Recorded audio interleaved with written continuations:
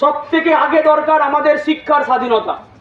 আজকে প্রাইভেটাইজেশন, বেসরকারিকরণ, যার ফলে সরকারি স্কুলগুলো ঢুকছে। আজকে আমাদের দরকার শিক্ষার স্বাধীনতা, আজকে আমাদের দরকার কর্মের স্বাধীনতা। স্বাধীনতা কেবলমাত্র আবেগ নয়। এই পতাকার রং আমরা সবাই জানি তিনটে, কিন্তু আমি বলি চারটে। এই পতাকার মধ্যে আরেকটা রং আছে যেটা লাল রং।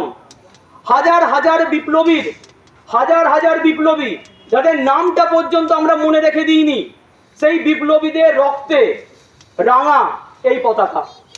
অতএব এই পতাকাকে সম্মান দিতে হবে। এই পতাকার পেছনে যে স্যাক্রিফাইস আছে তাকে সম্মান দিতে হবে। ক্ষুদিরাম বোস, অনন্ত সিংহ, বসন্ত বিশ্বাস, এরা হাজার হাজার বাংলার অগ্নিযুগের সন্তানরা, যাদের গোপদারি রেখা পর্যন্ত ওঠেনি, সেই 12 বছর, 13 বছর, 18 বছরকার ছেলে মেয়েরা, প্রীতিলতা ওয়েদ্দেদার, শহীদ আশফাকুল্লাহ, বীর হামিদ, এদের নাম মনে রাখতে হবে। আজকে অশুভ শক্তি আমাদেরকে বিভাজন করতে চাইছে, ধর্মের নামে, কর্মের নামে, অর্থের নামে, বর্ণের নামে। ধর্ম, অর্থ, কর্ম, বর্ণ নির্বিশেষে সকলকার অধিকার সমান।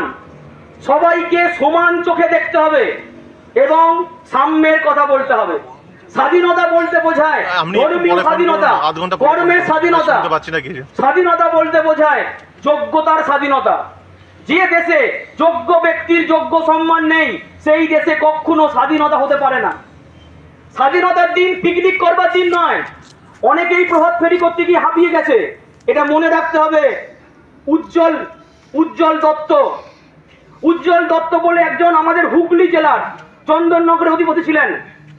তিনি একজন বিপ্লবী ছিলেন, তার নাম লোক ভুলে গেছে। তিনি চোখে মোটা ফ্রেমে চশমা পরতেন। তাকে চন্দননগর বোমার মামলায় গ্রেফতার করে ফাঁসি দেওয়া হয়। যখন ফাঁসি মঞ্চে উঠছেন, ফাঁসির আগের দিন তার দাদা কিরণ দত্ত তার কাছে যায়, গিয়ে বলে, ভাই তোর এই আত্মত্যাগের জন্য একটা স্মৃতিচিহ্ন আমায় দে, তোর চশমাটা আমায় খুলে দে, সেই চশমাটা আমি রেখে দেবো, আমার পরবর্তী বংশদেরকে বলবো যে আমার ভাই দেশের জন্য আত্মবলিদান দিয়েছে। কি বলেন জানিস বিপ্লবী? বলে, না দাদা, আমি চশমা দেবো না, কারণ আমি চশমা ছাড়া হাঁটতে পারবো না। ফাঁসি মঞ্চে উঠতে গিয়ে যদি আমি পা আটকে পড়ে যাই, তাহলে ইংরেজরা বলবে বাংলার বিপ্লবীরা ভীতু, ফাঁসি কাটে উঠতে গিয়ে ভয় পায়। চশমা পরে হাসতে হাসতে বড়মাল্য ভেবে ফাঁসি কাটে নিজেকে বলিদান দিয়েছিলেন। এরকম হাজার হাজার মানুষ যাদের আমরা নামটা পর্যন্ত মনে রেখে দিইনি। কল্পনা দত্ত, লীলা নাগ, কার নাম বলবো?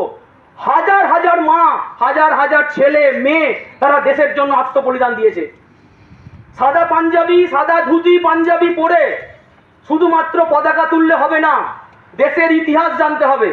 মুশকিলটা হচ্ছে যে জাতি নিজের ইতিহাস ভুলে যায়, সেই জাতি ইতিহাস যে ভুলে যায়, তার ভবিষ্যৎ, তার বর্তমান কিচ্ছু থাকে না। চক্রান্ত করে কালো ইংরেজরা, সাদা ইংরেজরা চলে গেছে, কিন্তু তাদের অসৎ সন্তান, তাদের অসৎ রক্তে তৈরি হওয়া কালো ইংরেজরা, যারা আমাদের উপর লুট করছে, ধর্মের নামে দেশকে ভাগ করছে, কর্মের নামে ভাগ করছে, বর্ণের নামে ভাগ করছে, দাঙ্গা লাগাচ্ছে এবং সেই দাঙ্গার আগুনে নিজেদের রাজনৈতিক রুটি সেকছে। এদের বিরুদ্ধে প্রতিবাদ করতে হবে। অনেক বাবা মা বলে, আমার ছেলে ঘরের খেয়ে বোনের মোষ কেন দাঁড়াবে? যদি ঘরের খেয়ে বোনের মোষ না দাঁড়াস, তাহলে বোনের মোষ তোদের ঘরের পাঁচিল ভেঙে তোদের গুঁতিয়ে দেবে। প্রতিবাদ করতে হবে অন্যায়ের বিরুদ্ধে, বুক বাজিয়ে প্রতিবাদ করতে হবে। এক বেলা কম খেলেও হবে, আত্মসম্মান বিসর্জন দেওয়া যাবে না, অন্যায়ের সঙ্গে আপোষ করা যাবে না। আমরা আমাদের রক্তে সুভাষচন্দ্র বোস আছে, ক্ষুদিরাম বোস আছে, শহীদ আশফাকুল্লাহ আছে, বীর হামিদ আছে। আমাদের রক্ত বেঈমানের রক্ত নয়, আমাদের রক্ত আত্মবলিদানের রক্ত। অতএব নিজে যে যেখানে যে কর্ম করছো, শিক্ষার্থী যে যে জীবিকাতে আছেন, যে যারা ছাত্র আছো, ছাত্রী আছো, তারা জীবনের প্রত্যেকটা পদক্ষেপে অন্যায়ের বিরুদ্ধে প্রতিবাদ করবে। সেই প্রতিবাদ করতে গেলে অনেক বাধা আসবে, কিন্তু মনে রাখতে হবে এই পতাকাটা যে আজকে উঠছে, তা না হলে আজকে আমাদের মা বোনেরা ইংরেজদের বাড়ির বাসন মাজতো, আমরা স্বাধীনতা পেতাম না। গভীর চক্রান্ত চলছে আমাদেরকে অশিক্ষিত করবার। অশিক্ষিত করলেই বস আনা যাবে। পৃথিবীর সব থেকে বড় নেশার বস্তুর নাম কি জানিস? ধর্মটনিক। ধর্মটনিক দিয়ে নেশার গ্রস্ত করছে সবাইকে। এই নেশাগ্রস্ত হলে হবে না, পড়াশোনা করতে হবে, লেখাপড়া করতে হবে। বই নয়, বইয়ের বাইরেও সমাজ সব থেকে বড় শিক্ষক। পুঁথিগত বিদ্যার বাইরেও সমাজ থেকে শিক্ষা গ্রহণ করতে হবে।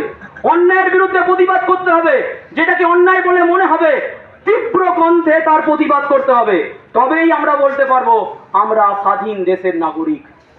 আর সেই প্রতিবাদে বঙ্গীয় কৃষ্টি সমাজ, প্রতাপ চক্রবর্তী এবং আমি আমার সমস্ত শক্তি দিয়ে সবাইকার পাশে থাকবো।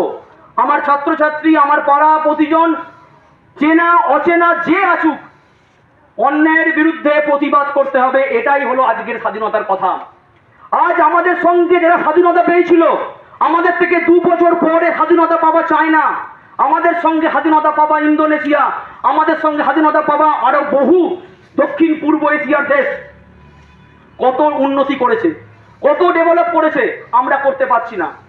আমাদের সামাজিক স্বাধীনতা নেই, আমরা সামাজিকভাবে বন্ধা, আমরা কারোর দ্বারা নিয়ন্ত্রিত। ভক্ত হওয়া কোনো অন্যায় নয়, অন্ধভক্ত হওয়া অন্যায়। অন্ধভক্ত হওয়া অন্যায়। সচেতন ভাবে বিশ্বাস সবাইকে করো, অন্ধবিশ্বাস কাউকে নয়। সবাকার আগে নিজেকে চেনো, নিজেকে জানো। এই পতাকার সম্মান বজায় রাখো। আজ স্বাধীনতা দিবসে আমার গ্রামবাসীদের, আমার গুরুজনদের প্রণাম। আমার গ্রামবাসী, পাড়া প্রতিবেশী সকলের সহযোগিতায় আমার পাড়ায়, আমার গ্রামে হাজার লক্ষ পদধূলি পড়ে। আমার ছাত্রছাত্রীরা আমার ভগবান, তাদের পদধূলিতে আমার বাড়ি, আমার পাড়া পবিত্র হয়। সকল গ্রামবাসীকে, পাড়া প্রতিবেশীকে আমার প্রণাম। স্বাধীনতা দিবসে ছাত্রছাত্রীদের অভিনন্দন, অনেক স্নেহ, ভালোবাসা। নমস্কার। জয় হিন্দ।